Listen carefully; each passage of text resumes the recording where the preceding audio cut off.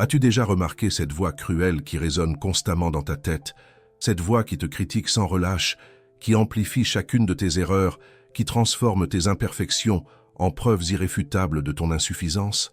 Imagine un instant ce que serait ta vie si tu pouvais faire taire cette voix intérieure destructrice et découvrir la force extraordinaire qui se cache derrière tes soi-disant défauts.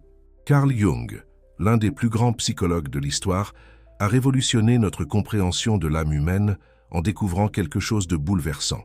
Nos imperfections ne sont pas nos ennemis, elles sont nos plus grandes alliées. Là où nous voyons des faiblesses à combattre, Jung voyait des trésors cachés attendant d'être révélés. Dans notre société obsédée par la perfection, nous avons appris à rejeter, à cacher, à combattre tout ce qui ne correspond pas à l'image idéale que nous croyons devoir projeter. Mais cette guerre contre nous-mêmes nous épuise, nous divise intérieurement et nous prive paradoxalement de notre véritable pouvoir. Aujourd'hui, je vais te révéler comment l'acceptation radicale de tes imperfections peut libérer une force que tu ne soupçonnes même pas. Tu vas découvrir pourquoi Jung considérait l'ombre, cette partie de nous que nous rejetons, comme la clé de notre épanouissement authentique. Et surtout, tu vas apprendre comment transformer ton plus grand critique en ton plus fidèle allié.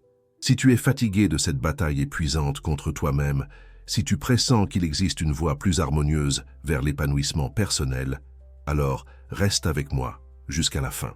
Car ce que tu vas découvrir pourrait transformer à jamais ta relation avec toi-même. Et avant de commencer, si c'est ta première visite sur cette chaîne, je t'invite à t'abonner pour ne manquer aucune de nos explorations dans les profondeurs de la psychologie jungienne. Écris dans les commentaires « J'accepte mes imperfections » si tu es prêt à entreprendre ce voyage vers l'authenticité. La tyrannie du perfectionnisme. Dès notre plus jeune âge, nous développons ce que Jung appelait la persona, ce masque social parfait que nous portons pour être acceptés et aimés. Cette persona devient progressivement notre geôlier invisible, nous dictant comment nous devons être pensés et nous comporter pour mériter l'approbation d'autrui. Le perfectionnisme n'est pas la recherche de l'excellence, c'est une prison dorée qui nous maintient dans un état d'insatisfaction chronique. Chaque fois que nous atteignons un objectif, la barre monte automatiquement. Chaque succès devient insuffisant face aux standards impossibles que nous nous imposons. Jung observait que ses patients les plus souffrants étaient souvent ceux qui avaient développé les personas les plus impeccables.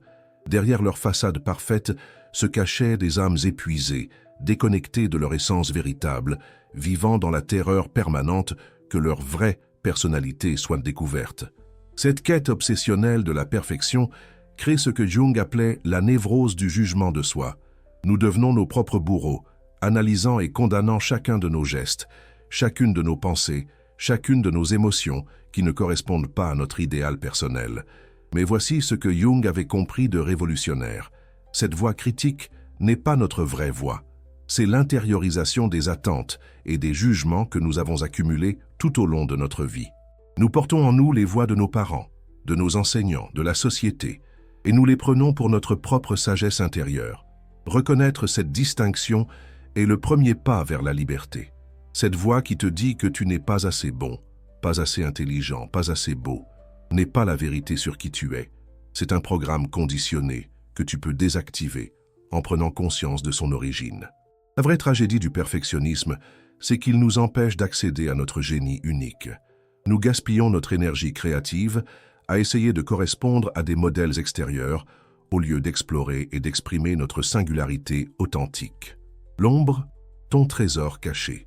L'une des découvertes les plus révolutionnaires de Jung concerne ce qu'il appelait l'ombre, cette partie de notre personnalité que nous avons rejetée, cachée ou niée parce qu'elle ne correspondait pas à l'image que nous voulions projeter. Contrairement à ce qu'on pourrait penser, l'ombre n'est pas uniquement composée d'éléments négatifs. Imagine que tu es un iceberg. La partie visible, ta persona, ne représente qu'une infime fraction de qui tu es vraiment. L'ombre constitue la partie immergée, invisible, mais qui contient une richesse immense de potentiel non exprimé, de talents cachés, d'énergie créatrice que tu as refoulée par peur du jugement. Jung disait « Ce que tu refuses d'accepter en toi te contrôle depuis l'ombre. Chaque aspect de ta personnalité que tu rejettes ne disparaît pas. Il continue d'influencer tes comportements, tes choix et tes relations depuis l'inconscient. Cette énergie refoulée peut se manifester par des projections sur autrui, des réactions excessives ou des sabotages inconscients. Prenons un exemple concret.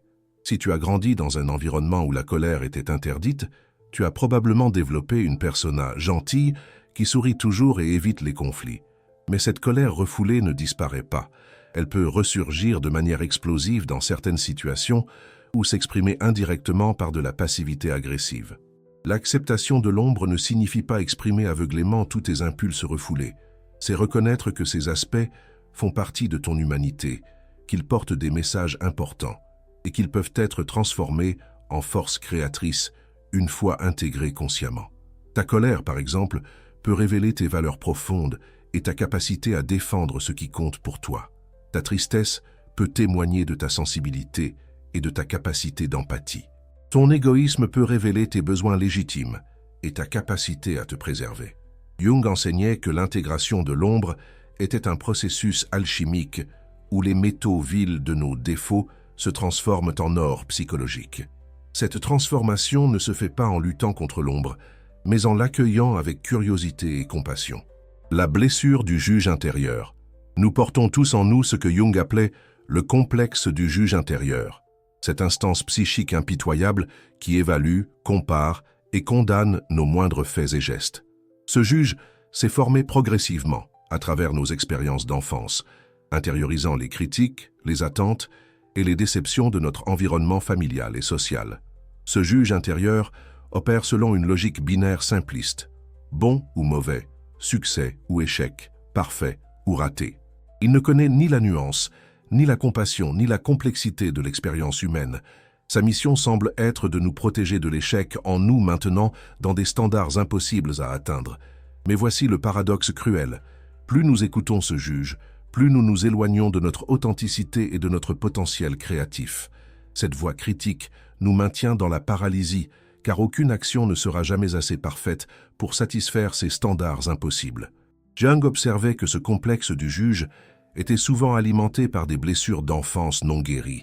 Un enfant qui a été critiqué sévèrement développe un mécanisme de défense qui anticipe et prévient les critiques futures en s'auto-flagellant préventivement. Si je me critique en premier, peut-être que les autres ne le feront pas. Cette stratégie défensive devient avec le temps une prison mentale. Le juge intérieur grandit et se renforce, développant une sophistication cruelle dans l'art de nous démolir psychologiquement. Il connaît nos points faibles, nos insécurités les plus profondes, et sait exactement comment nous faire mal. Libérer cette emprise destructrice demande d'abord de reconnaître que ce juge n'est pas notre ami, malgré ses prétentions à nous motiver ou nous améliorer. C'est un parasite psychique qui se nourrit de notre énergie vitale et nous maintient dans un état de contraction permanente. La guérison commence quand nous apprenons à distinguer cette voix critique de notre sagesse intérieure authentique. Notre vraie voix intérieure ne juge pas, elle guide. Elle ne condamne pas, elle éclaire. Elle ne nous diminue pas, elle nous élève vers notre potentiel le plus élevé. L'art de l'autocompassion Jung révolutionna la psychothérapie en introduisant un concept radical pour son époque, l'autocompassion thérapeutique. Contrairement aux approches traditionnelles qui encourageaient l'autodiscipline sévère, Jung découvrit que la guérison véritable émergeait de la tendresse envers soi-même. L'autocompassion n'est pas de l'autocomplaisance ou de la faiblesse déguisée. C'est une forme sophistiquée de force intérieure qui reconnaît notre humanité sans excuse ni condamnation. C'est traiter nos erreurs et nos échecs avec la même bienveillance que nous accordons naturellement à un ami cher qui traverse une période difficile. Cette pratique commence par un changement radical dans notre dialogue intérieur. Au lieu de nous dire « je suis nul, je n'arrive jamais à rien », nous apprenons à nous parler comme nous parlerions à notre meilleur ami. C'est difficile ce que tu traverses. Tu fais de ton mieux avec les outils que tu as. Chaque tentative t'apprend quelque chose d'important. Jung observait que ce changement de langage interne n'était pas cosmétique. Il transformait littéralement la chimie du cerveau. Quand nous nous traitons avec compassion, notre système nerveux se calme, nos hormones de stress diminuent et notre capacité créative se libère. L'autocompassion authentique inclut 3 éléments essentiels. D'abord, la reconnaissance honnête de notre souffrance sans la dramatiser ni la minimiser. Ensuite, la compréhension que cette souffrance fait partie de l'expérience humaine universelle, nous ne sommes pas les seuls à traverser ces difficultés. Enfin, l'engagement à nous traiter avec la gentillesse que nous méritons. Cette pratique transforme notre relation avec l'échec. Au lieu de voir nos erreurs comme des preuves de notre insuffisance, nous commençons à les percevoir comme des étapes naturelles de l'apprentissage et de la croissance. Chaque échec devient un professeur déguisé qui nous enseigne quelque chose d'essentiel sur nous-mêmes et sur la vie. Jung appelait cela l'amour de soi thérapeutique, une forme d'amour qui guérit les blessures du passé tout en créant un terrain fertile pour la croissance future. Cet amour ne nous aveugle pas sur nos défauts, mais il nous aide à les voir avec clarté et compassion plutôt qu'avec jugement et condamnation. La transformation alchimique Jung était fasciné par l'alchimie médiévale, qu'il interprétait comme une métaphore des processus de transformation psychologique. L'alchimiste cherchait à transformer le plomb en or. Nous cherchons à transformer nos aspects les plus lourds et les plus sombres en lumière consciente. Cette transformation alchimique de nos imperfections ne se fait pas en les combattant ou en les rejetant, mais en les accueillant avec curiosité et en cherchant à comprendre leur message caché. Chaque défaut porte en lui une qualité précieuse qui attend d'être révélée. Ta colère peut révéler ta passion et ta capacité à défendre tes valeurs.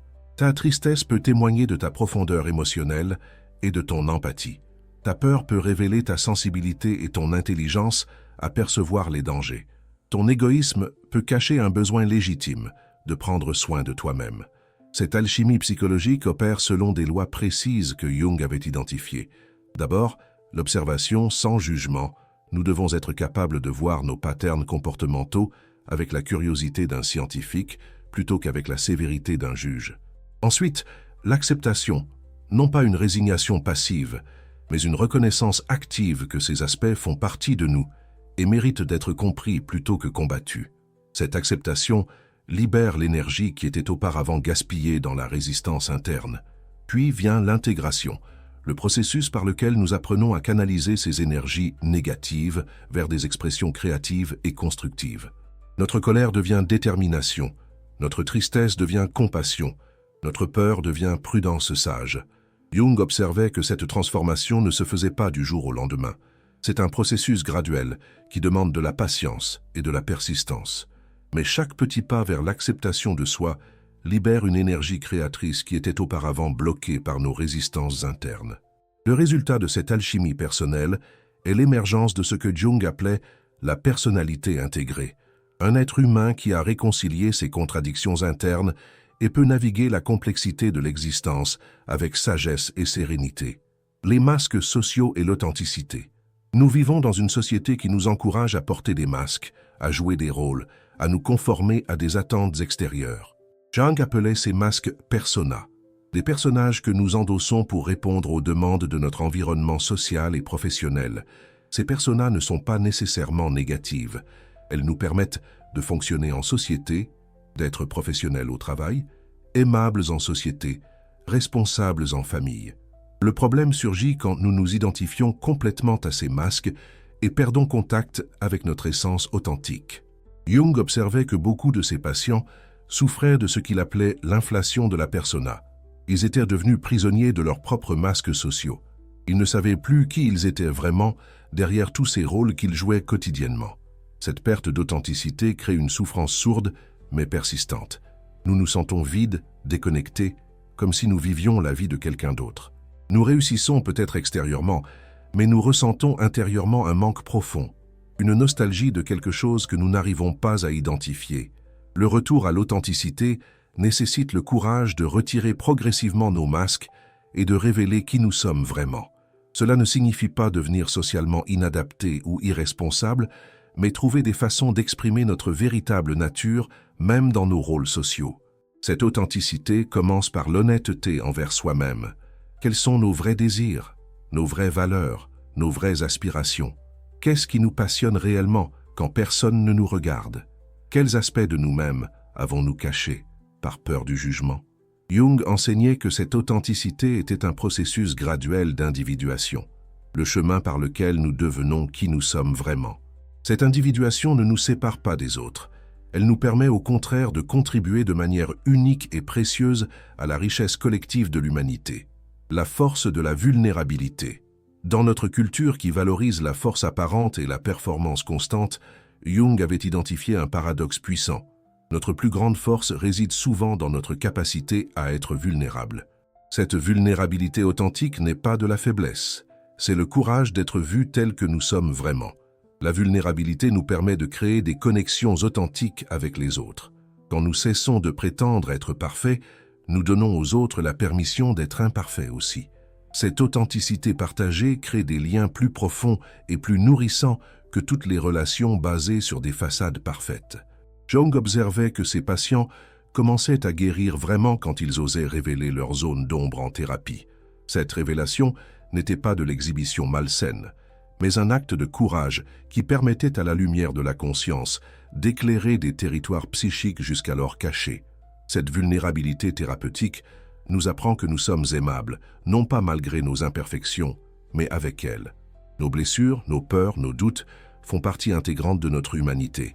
Et c'est cette humanité complète qui mérite d'être aimée et acceptée. Être vulnérable demande aussi de renoncer au contrôle. Cette illusion que nous pouvons maîtriser l'image que les autres ont de nous. Quand nous acceptons que nous ne pouvons pas contrôler les réactions d'autrui, nous nous libérons d'un fardeau énorme et nous pouvons enfin être nous-mêmes sans calcul ni stratégie. Cette vulnérabilité authentique développe ce que Jung appelait la présence magnétique, cette qualité d'être qui attire naturellement les bonnes personnes et les bonnes opportunités. Les gens sentent intuitivement quand quelqu'un est authentique et cette authenticité crée une attraction bien plus puissante que toute performance parfaite. L'intégration des opposés, l'un des enseignements les plus profonds de Jung, concerne ce qu'il appelait la union des opposés, cette capacité à réconcilier les aspects apparemment contradictoires de notre personnalité en une synthèse harmonieuse et créative. Nous portons tous en nous des polarités, extraversion et introversion, logique et émotion, force et douceur, indépendance et besoin de connexion. La tendance naturelle de l'ego est de choisir un côté et de rejeter l'autre, créant ainsi un déséquilibre intérieur et une perte d'énergie psychique. Jung proposait une approche révolutionnaire. Au lieu de choisir entre nos opposés, nous pouvons apprendre à les intégrer. Cette intégration ne signifie pas un compromis fade, mais une synthèse créative qui transcende la limitation de chaque pôle séparé. Prenons l'exemple de la force et de la sensibilité. Notre culture tend à les opposer, comme si être fort signifiait nécessairement être insensible, ou être sensible impliquait d'être faible. Mais Jung observait que les personnes les plus accomplies étaient celles qui avaient réussi à développer une force sensible, la capacité d'être à la fois puissant et empathique, déterminé et compatissant. Cette intégration des opposés libère ce que Jung appelait la fonction transcendante, une forme d'intelligence créative qui peut transformer les conflits intérieurs en solutions innovantes. Au lieu d'être déchirés entre des désirs contradictoires, nous développons la capacité de créer des synthèses qui honorent tous les aspects de notre nature. Cette réconciliation interne a des effets profonds sur notre bien-être psychologique. Nous cessons de nous battre contre nous-mêmes et nous découvrons une harmonie intérieure qui se reflète dans tous les aspects de notre vie. Nos relations deviennent plus équilibrées, notre créativité plus riche, notre prise de décision plus sage. La créativité de l'imperfection Jung avait découvert quelque chose de fascinant. Nos plus grandes créations émergent souvent de nos imperfections, nos blessures, nos zones d'ombre. C'est ce qu'il appelait la créativité compensatoire, la capacité de transformer nos manques en source d'inspiration et d'innovation. L'artiste qui a vécu la solitude crée des œuvres qui touchent l'âme solitaire des autres. L'écrivain qui a traversé la dépression trouve les mots pour décrire cette expérience de manière à aider ceux qui vivent la même épreuve. Le leader qui a connu l'échec développe l'empathie nécessaire pour guider les autres avec compassion. Cette créativité ne naît pas malgré nos imperfections, mais grâce à elles.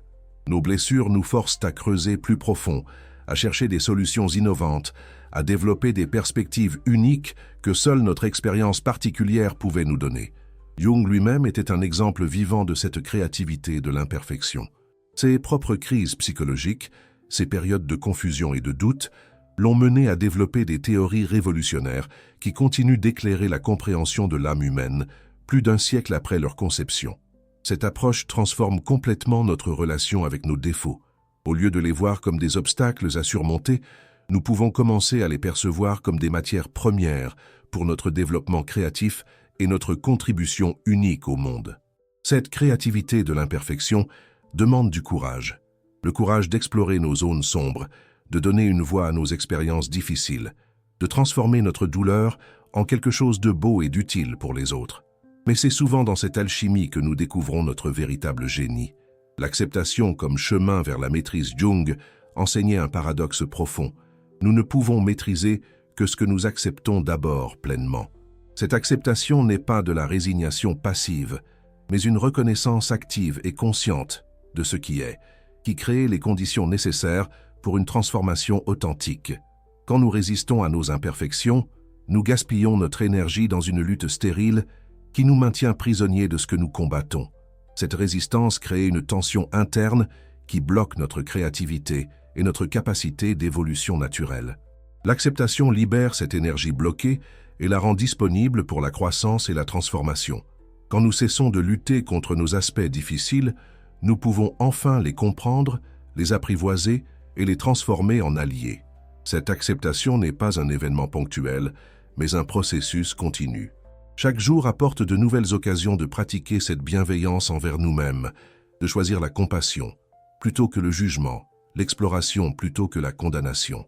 Jung observait que ses patients les plus épanouis étaient ceux qui avaient développé cette capacité d'auto-acceptation radicale. Ils n'étaient pas devenus parfaits, ils étaient devenus entiers. Ils n'avaient pas éliminé leurs défauts, ils les avaient intégrés dans une personnalité riche et nuancée. Cette maîtrise par l'acceptation développe ce que Jung appelait la souveraineté intérieure, cette qualité de présence qui ne dépend plus de l'approbation extérieure, mais puise sa force dans la réconciliation avec soi-même. La révélation de la force naturelle. Quand nous cessons enfin de nous juger et que nous acceptons nos imperfections, quelque chose de miraculeux se produit. Notre force véritable se révèle naturellement. Cette force n'est pas la force factice que nous essayons de construire en combattant nos faiblesses, mais une puissance authentique qui émane de notre intégrité retrouvée. Cette force naturelle a une qualité différente de la force égotique. Elle n'a pas besoin de se prouver, de dominer ou d'impressionner. Elle rayonne simplement de notre être unifié, de notre paix intérieure, de notre acceptation de qui nous sommes dans toute notre complexité humaine. Jung observait que cette révélation suivait souvent un processus prévisible. D'abord la résistance. Nous luttons contre nos aspects indésirables. Puis l'épuisement. Nous réalisons que cette lutte nous vide de notre énergie vitale. Ensuite, l'acceptation. Nous lâchons prise et accueillons notre humanité. Enfin la révélation, notre force authentique émerge spontanément. Cette force révélée transforme notre présence dans le monde. Nous dégageons une confiance tranquille qui attire le respect et l'admiration sans effort. Nos relations s'approfondissent car nous pouvons enfin être authentiques. Notre créativité s'épanouit car nous n'avons plus peur de révéler notre unicité. Cette transformation n'est pas spectaculaire mais profonde. C'est un changement de fréquence qui se ressent dans tous les aspects de notre existence. Nous devenons magnétiques, non pas par ce que nous faisons, mais par qui nous sommes quand nous sommes enfin réconciliés avec nous-mêmes. Jung appelait cela l'individuation accomplie, l'émergence de l'être humain complet qui a intégré tous les aspects de sa personnalité en une totalité harmonieuse et créative. Mes chers amis, nous voici arrivés au terme de cette exploration profonde de l'un des enseignements les plus libérateurs de Carl Jung. Nous avons découvert ensemble que nos imperfections ne sont pas nos ennemis mais nos guides vers l'authenticité et la force véritable. Cette révélation transforme tout, notre relation avec nous-mêmes, avec les autres, avec la vie elle-même. Quand nous cessons de nous juger impitoyablement, quand nous accueillons nos zones d'ombre avec compassion, quand nous intégrons nos opposés en synthèse créative, notre force naturelle peut enfin se révéler dans toute sa splendeur. Cette force n'a rien à voir avec la perfection artificielle que nous cherchions auparavant. C'est une puissance authentique qui émane de notre intégrité retrouvée, de notre paix avec nous-mêmes, de notre courage d'être pleinement humain. Le chemin vers cette acceptation n'est pas toujours facile, mais il est infiniment plus nourrissant que la guerre perpétuelle contre nous-mêmes. Chaque pas vers la compassion envers soi-même est une victoire. Chaque moment d'acceptation est une libération. Si ce message a résonné en toi, si tu as senti quelque chose se détendre dans ton cœur pendant cette écoute, alors tu es prêt à commencer ce voyage vers l'auto-acceptation. N'oublie pas de t'abonner à cette chaîne pour continuer à explorer les trésors de la sagesse jungienne. Et maintenant, écris dans les commentaires Ma force se révèle naturellement si tu es prêt à lâcher le perfectionnisme et à embrasser ta magnifique humanité imparfaite. Car c'est dans cette acceptation courageuse que réside ton véritable pouvoir. Souviens-toi, tu n'as pas à être parfait pour être extraordinaire. Tu es déjà complet, déjà précieux, déjà suffisant. Il te suffit d'arrêter de te juger pour permettre à ta lumière authentique de briller enfin librement.